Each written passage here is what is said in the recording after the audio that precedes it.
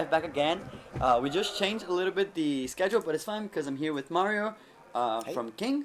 How are you doing? good. Thank you. Thank you for having me. It's been a pleasure. It's Nice. I just noticed I've been holding these chopsticks. I thought we were gonna play chopsticks. Yeah, just like straight up like All right, gonna come on, leave maybe. this here. Drum roll. Yeah. So thanks for your talk. That was pretty cool. Thank you. In general, how are you feeling? How is it back to be back at the physical events? It's amazing. I mean, just like all the vibe and the energy of people around you, and everybody's so nice and so open.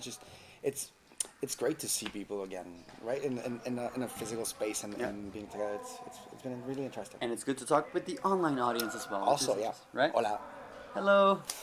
Cool. So I'll just run through the questions that we Sure. wrote down that Okay. were, how do you say this, suggested by the audience Okay. online. Great. So let's go to that. And I might just have some questions myself because, of course, like I told everyone, I work at Unity, so Oh, there games we go. and stuff, Yeah, good cool. stuff. So that's interesting. So let's go to the questions. So first one, when writing for a brand, how do you choose the tone of the voice? Okay. So that varies a lot, right? So there's two concepts here. One thing is tone, and the other one is the voice, right? So the voice of the brand should always be the same, is like your voice or my voice.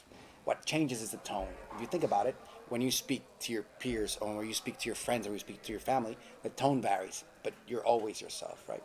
So the first thing you need to understand is what are the principles of your brand? What is the thing that you want to communicate? And then the tone will have to adapt depending on what part of the flow or what part of the experience you are. But the voice pretty much should be the same. Awesome. Yeah, that was a pretty good and clear answer. That's Cool, good. I'm glad. Second one is, should the tone of the voice focus on mirroring the one of the target audience, or should it focus on being universal to better reach the general public? Again, this is also a design decision that you have to take. Obviously, when you're talking about the brand's voice, or in this particular case of a game or a product, you need to decide who you're talking to, right? And obviously, if you want to really communicate with the people on the other side of the screen, it should be easier for them to understand. So it's sort of like a compromise. How much of the brand's identity goes into that tone, sorry, that voice, and how much you want to really connect with those folks. So the closer you have to the type of language that they use, the better. But then again, that's always a design decision that varies from team to team and from company to company. Yeah, of course. That makes a lot of sense. King has so many different games. How do you ensure a high consistency across all of them in UX and writing? Sure. So the thing here is, like I was saying during the talk, the folks over at narrative design, they are pretty much the ones that set the tone because they are the ones that create the universe, right? Us, the UX writers or content designers, we pretty much feed from that universe, and we take that and put it into the UI.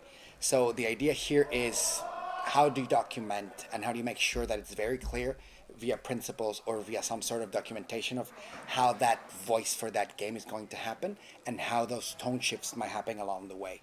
Why is this important? Because, as I was saying, the voice will be pretty much the same, but it's not the same tone that you will use when, for example, you're congratulating someone because they just passed level, or you have to tell them that there's something wrong with their account. So this might vary.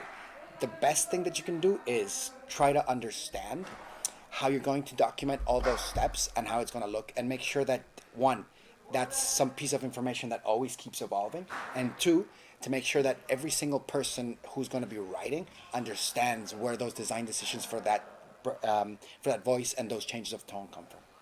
Does the other way around happen where sometimes the people from the UX writing side, does some ideas from that side bleed into the narrative? Yeah, definitely it does, because sometimes you have to think. So again, the narrative, they're creating these universes. They have a completely different way of working, right? When you work from a content design perspective or a UX perspective, you are much more in this case player centered or user centered. So we will go into like listen what the folks are saying during user research, or we'll go and dig deep language that folks are using over at like the player support or the support articles and pages.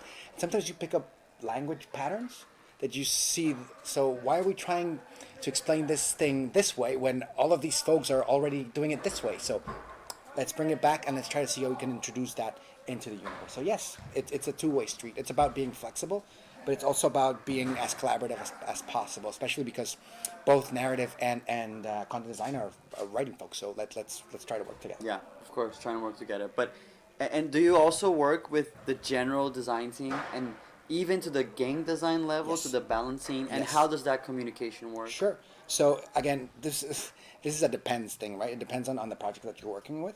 But yes, like I was saying during the talk, it's very important as a content designer to understand like why are these levels the way they're built? What is the game mechanic? What's that loop, right, that you have to build into?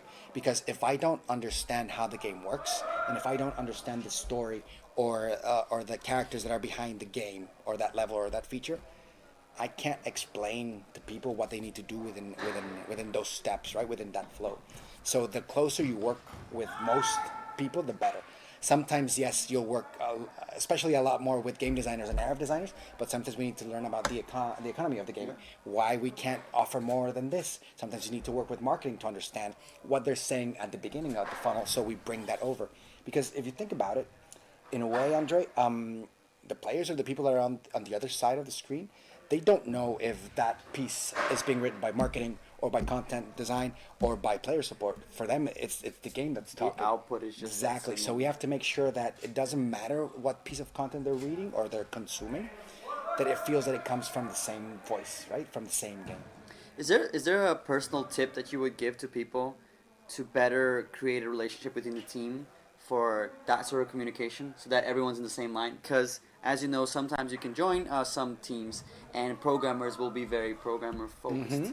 Designers, game designers will be very focused on that. But Definitely. do you have tips on like that facilitate even using design itself, using Yeah, the words yeah. themselves to communicate? Yeah. So yeah, there's a couple of things. First thing, bring chocolate cookies. That always works because people love chocolate cookies. I should have brought chocolate cookies.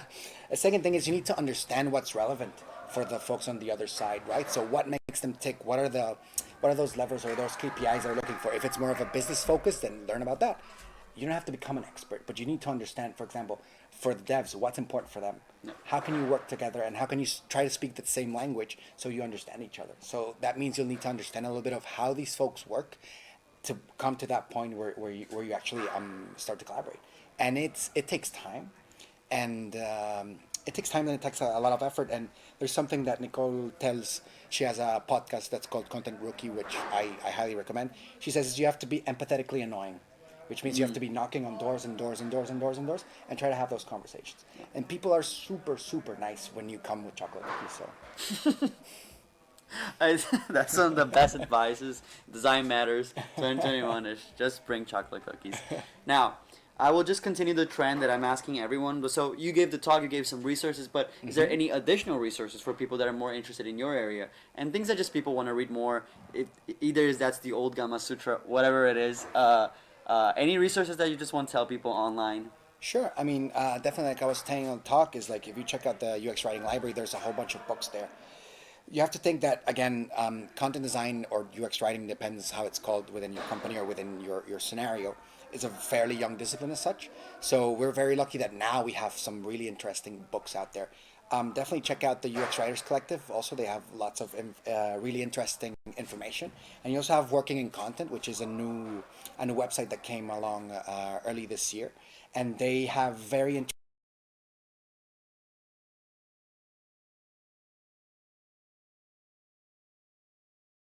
opportunities out there. So definitely check that out. Awesome. And if people want to reach out to you, is that a thing? Can people Sure, follow you somewhere? sure. You can reach out to me over at LinkedIn. My name is Mario Ferrer, or you can reach out to me over Twitter, and that's going to be a little bit more complicated because it's in Spanish.